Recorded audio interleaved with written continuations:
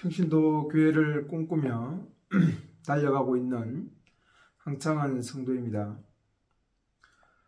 오늘은 책 소개를 할까 합니다. 제가 지금 계속 이분의 책을 소개해 주고 있는데, 진 에드워드의 믿음의 정상에 오를 때 새로운 깃발과 통찰력으로라는 책입니다. 여기 보면 큰 내용들이 있습니다. 친구가 적이 될 때, 억울한 상황에 놓일 때, 당신의 교회가 위기 가운데 처할 때, 당신의 교회가 쪼개질 수밖에 없을 그때, 바로 그때가 당신에겐 믿음의 정상에 오를 때이다 라고 하면서 이 책의 내용들을 시작하고 있습니다. 이 책은 평신도 교회가 가질 수 있는 위기, 그리고 마땅히 교회라는 부분이, 신앙생활이라는 부분이 갖추고 표현되어야 될 방식들에 대한 것들을 분명하게 보여줍니다. 주일날 11시 땡 종을 치고 어떤 그 프로그램 안으로 들어갔다가 나오고, 그리고 뭔가 어떤 교회가 말하는 여러 가지 프로그램들에 참여하는 것으로 우리가 신앙생활을 한다, 신앙을 한다 라고 하는 그런 아주 실제적인 그런 종교적인 종교행위적인 그런 신앙이 아닌 정말 공동체 교회, 그리고 평신도 교회로서 나아갈 때 나타나는 현상들에 대한 부분을 보여주고 있습니다. 이분도 그렇게 표현하지만 실제적으로 평신도 교회가 제득권 교회보다 훨씬 더 은혜롭지 못합니다. 저는 분명하게 이 부분을 말씀드릴 수 있어요.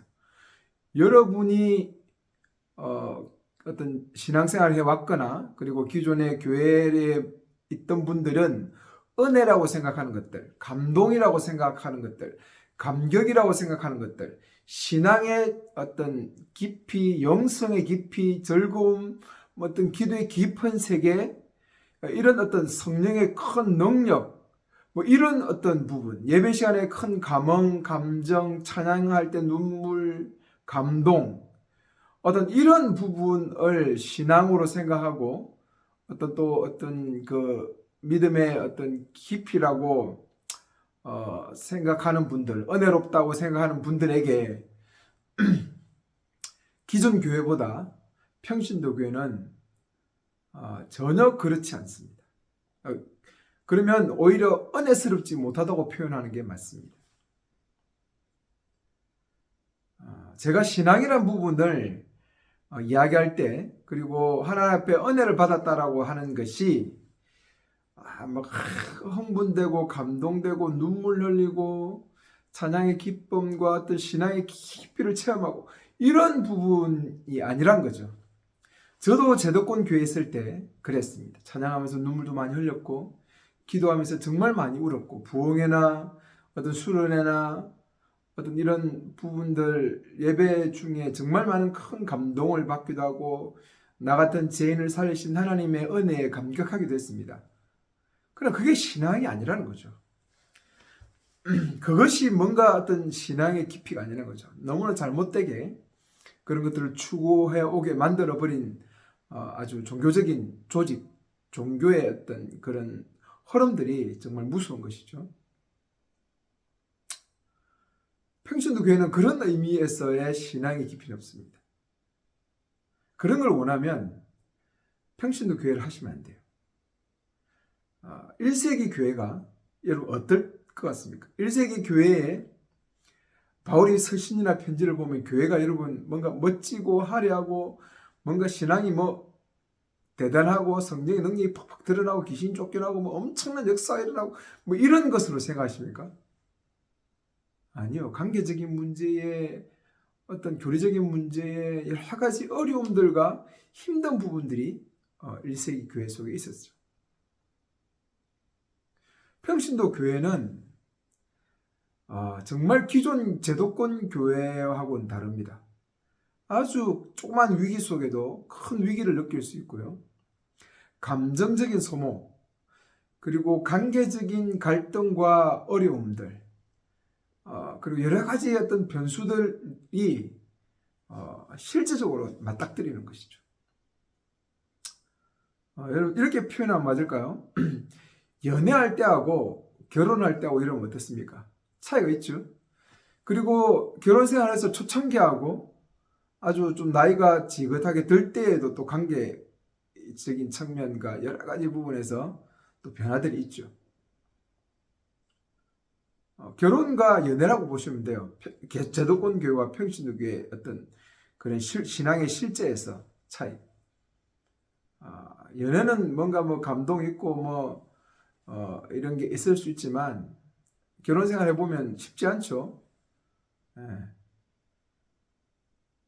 그것이 바로 평신도 교회입니다. 그래서 이분도 믿음의 정상에 오를 때 새로운 깃발과 통증을 했을 때 이분이 이 어떤 자기가 맡았던 교회를 1년 동안 비운 후에 나타났던 현상들에 대한 어떤 위기에 잠깐 메시지를 던지고 있는 내용 책이거든요. 미국의 아주 어떤 그 자발적인 청년들을 중심으로 자유로운 부흥 운동이 일어났습니다. 처음에는 정말 그것이 어떤 뭐 특정한 사역자들, 제도권 교회의 어떤 흐름과는 정말 달랐죠. 그러다가 뭔가 어떤 지도급들, 제도권을 경험했던 사람들이 또 이런 모임에 참여하면서 그 모임들이 아주 그냥 또 종교의 하나의 종교로서, 종교 조직으로서 전락하게 되었죠.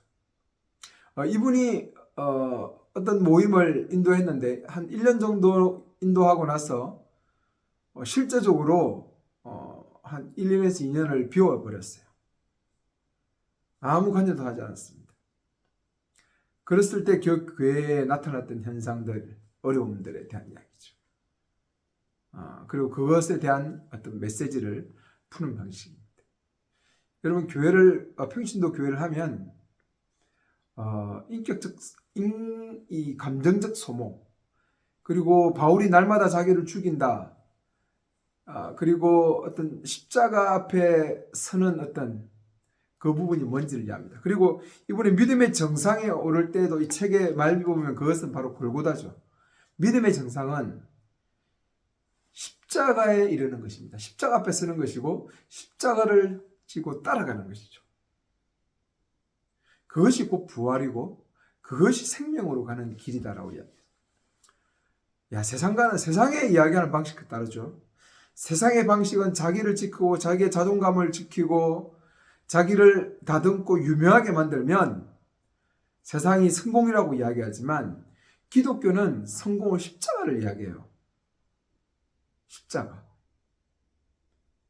비참하게 자기를 죽였던 하나님의 아들임에도 불구하고 다른 사람의 조롱을 받으면서도 십자가에 못 박혀 죽었던 그것이 믿음의 정상이라고 이야기해요.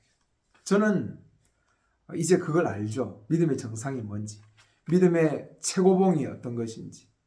여러분, 믿음의 최고봉은 뭐 성령의 은사를 엄청 드러내고 기도에 깊이가 있고 하나님과 뭐 깊은 대화를 하는 그게 아니에요. 십자가의 자리에 있는 사람입니다. 십자가를 질 수 있는 사람. 자기를 죽이고 자기를 낮추고 그 십자가를 앞에 설 수 있는 사람이 믿음이 정상에 있는 사람.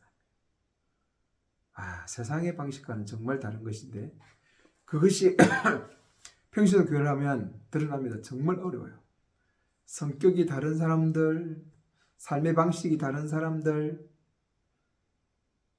그리고 어떤 그 가치관이 다른 사람들, 그리고 재산의 유무가 다른 사람들, 배움이 또 다른 사람, 이 모든 사람들이 어울려서 하나님의 어떤 그 정신, 사랑, 하나님의 정신인 의와 의와 평화, 이런 부분을 보여줘야 된다는 것은 정말 쉽지가 않습니다. 정말 성령의 강력한 은사와 성령의 성품, 이 은사라는 것은 뭐 불같은 이런 거 아닙니다. 은사는 공동체를 정말 힘있게 도울 수 있는 그런 은사와 성령의 성품이 온전히 풀어지지 않으면 안 되는 것들이죠. 그만큼 평신도교회는 위기를 자초하고 어려움을 자초합니다. 정말 그 성격과 어떤 기질들이 만나죠. 부딪히고 싸우고. 그래서 제가 전에도 이야기했지만 이분도 그런 표현을 썼습니다. 그냥 목을 졸라 죽이고 싶을 만큼 싫은 사람들이 되어가죠. 기존 교회, 제독근 교회에 가서 보세요. 싸울 일이 있습니까? 그냥 11시에 있다가 예배 드리고, 대형교회 같은 경우는 뭐 그 사람이 우리 교회의 성도인지도 모르죠. 내 몸인지도 몰라요. 어떻게 거기서 성례식, 성찬식을 의미를 풀어낼 수 있죠? 기존 교회는. 그러니까 맨날 기존 교회가 하는 성찬식은 포도주 먹고 나 같은 죄인 살리신 하나님의 은혜, 내 죄, 용서, 이런 것밖에 없는 거예요. 개인적인 죄, 개인적인 용서. 그 기존 교회가 그거밖에 못 담아내요. 성찬식에서. 진짜 성찬은 그게 아니잖아요. 그리스도의 몸에 참여한 것이고, 우리가 한 형제와 한 자매라는 사실이고, 그리스도의 몸에 있는 손이요, 눈이요, 몸의 한 지체라는 사실을 확인하고, 우리가 그리스도의 머리 대신 그리스도를 향해 달려가고 있는 한 몸이란 것들을 의식하고 생각하고 누리는 시간인데, 뭐 예를 들어 군대로 치르면 동지애를 누리는 거, 전장에서 지금 동지애를 누리고 전우애를 누리는 건데, 뭐 그런 게 어디 있어요? 그 사람이 우리 교회 성도인지도 모르고. 뭔가 교회가 좀 잘못되긴 잘못됐죠. 한참 잘못됐죠. 그래서 정말 이 교회가 힘들다라는 부분들을 이야기하면서 그 부분, 교회에 대한 어떤 부분을 풀어가요. 그래서 이분이 3부로 나눴습니다. 3부로 나누어서 책을 소개. 1부는 어떤 그 제3의 흐름. 저도 지금은 개혁주의도 아닙니다. 저는 개혁주의의 목사였지만 개혁주의도 아니고 그렇다고 감리 쪽도 아니죠. 제3의 흐름. 1세기 교회의 그 정신을 이어온 제3의 흐름이 있다고 이야기하죠. 교회 역사 속의 그룹들을 이야기합니다. 과거의 정인들, 최근의 정인들. 그러면서 어떤 그 제3의 흐름에 대한 부분을 이야기하고, 그리고 어떤 다른 사람들의 관계, 특히 아주 위험한 종교 조직이라는 것이 가지는 힘은 실로 대단하죠. 한 사람 한 사람 만나면 뭐 그렇게 크게 그 사람의 어떤 부분이 잘못됐다거나 뭔가 신앙이 이상하거나 이렇게 생각하지 않지만, 뭔가 조직에 들어가 보면 그 조직의 목적을 위해서 움직여야 되기 때문에 이상한 일이 나죠. 교회 부흥을 위해서 뭐 돈을 주면서 전도하고 사람 끌어오기도 하고 뭐 숫자 세고, 하여튼 조직이라는 어떤 그 힘이 가지는 부분이 정말 위험한 거죠. 그 종교 조직과의 관계, 그리스도 개개인의 교제, 세상의 어떤 조직, 이런 부분을 다루고 있고요. 3부에서는 사역자에 대한 부분. 사역자가 위기에 처하고 진정한 사역자는 십자가 앞에 설 수 있는 사람들이죠. 여기서 사역자라는 것이 단순히 어떤 누구의 특정한 사람을 이야기하는 것이 아니라 바로 성도 전체죠. 교회 전체. 우리는 다 왕같은 제사장이잖아요. 그죠? 평신도 교회는 특별하게 누가 어떤 목사와 같은 어떤 이런 실제적인 뭐 권력이랄까요? 어떤 집중되는 어떤 권위, 이런 게 아니에요. 모든 사람이 목사죠. 제가 평신도 교회를 하면서 추구했던 바가 모든 사람이 목사. 그래서 전인 제사장설인데, 그죠? 모든 사람이 목사가 되는 거죠. 근데 뭐 쉽지는 않죠. 왜? 교회에서 나는 평신도다라고 생각하는 개념을 가지고 어떤 말씀의 권위였고 어떤 그런 부분들은, 사람들은 이게 쉽지 않아요.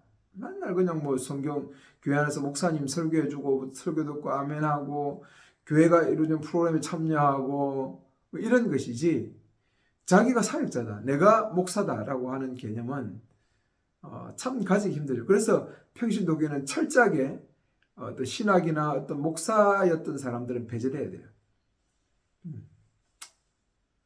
진짜 순수하게 어떤 그런 평신도로 이루어진 교회들이 만들어져야 돼. 그리고 어떤 신성한 생명으로 살아가는 사람들, 결국은 십자가 앞에 날마다 자기를 죽이는 사람들이죠. 그 부분이 이 책의 핵심인 것 같아요. 믿음의 정상에 오를 때는 결국은 십자가 앞에 서는 것이고 십자가 앞에 자기를 죽이는 것이다라는 것이죠. 그래서 다음 시간부터 1장, 2장, 3장을 한번 짧게 이분이 했던 이야기들을 가지고 나누어 보도록 하겠습니다. 마지막으로 꼭 하고 싶었던 말은, 이런 믿음의 정상, 믿음 이렇게 하니까 사람들이 자꾸 뭔가 어떤 개인적인 영성을 떠올려 하지 마시기 바랍니다. 교회 한 사람한테 공동체가 철저하게 하나님의 그 의를 드러내기 위해서, 공의롭기 위해서 자기를 죽일 수 있는, 십자가 앞에 날마다 죽일 수 있는, 자기의 성격과 자기의 기질을 깎아내릴 수 있고 정말 상대방의 화합을 위해서 희생할 수 있는, 그것이 믿음의 최고. 바울이 고린도 전서를 통해서 모든 은사 위의 은사, 최고의 길은 사랑이라고 이야기했죠.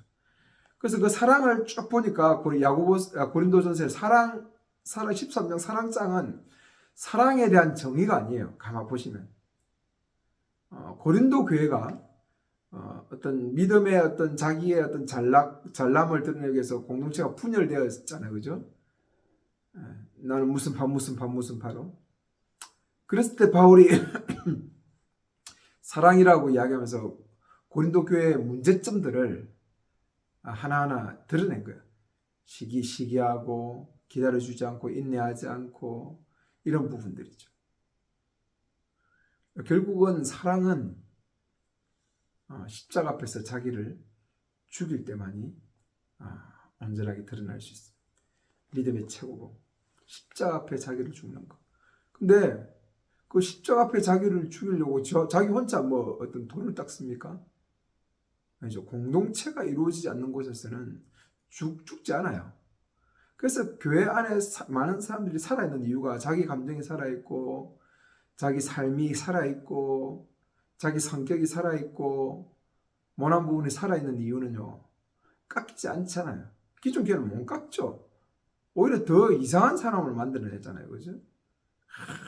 맨날 교회 안에서 프로그램 속에서 기도하고 찬양하고 예배하고 개인적인 영성으로 흘러가니까 거기서 무슨 부딪히고 어떤 그 속에 자기를 죽이고 이런 게 어디 있습니까? 자기 더 잘나면, 내가 더 잘하면 신앙이 좋고 더 은혜롭고 뭔가 좀 더 대단하고 더 잘 살고 뭐 어떤 또 학력이 높고 여러 가지 부분들을 얼마나 그 속에서 하나님의 의를 이루지 못하는지, 죽지 못하고. 여러분 정말 공동체를 이루고 하나님 나라를 이루어 가려고 몸부림쳐 보셔야 돼요. 거기서 부딪히고 거기서 깨어지고 거기서 다듬어지는 것이죠. 정말 여러분의 신앙의 생활이라 하는 것은 11시에 그 예배 안으로 들어가는 것이 아니라 공동체를 온전하게 세워가는 것이죠. 사역자로서. 그때 진짜 여러분의 신앙생활이 이루어져 가는 것입니다. 평신도교회 기대합니다. 정말 그 여정으로 하나님의 부르심 있는 자들은, 성령이 하시는 이야기를 들리는 사람들은 주저하지 마시고, 실패하더라도 걱정하지 마시고 한번 그 길을 걸어봐 보시기를 도전합니다. 감사합니다.